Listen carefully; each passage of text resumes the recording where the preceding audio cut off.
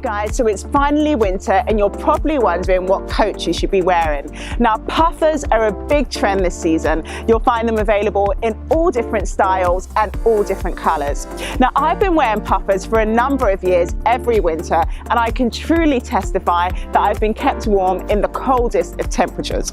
So this year I pulled out this puffer that I bought a few years ago and quite frankly I think it still looks okay. I don't really want to buy another one this year, but I wanted to see how I could make it look slightly different, how I could change it slightly.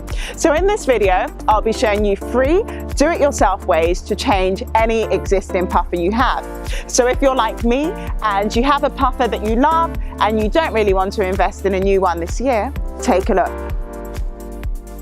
For this first look, I've used a wide belt to accentuate the waist of the puffer.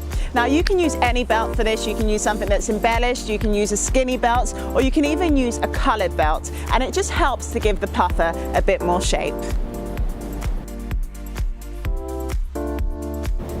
For this look, I ordered a faux fur scarf from Amazon and I attached it to the collar of the puffer with a few safety pins. Now if you want to take more time over the look, you can sew the fur to the puffer with a few quick stitches in order to secure the fur.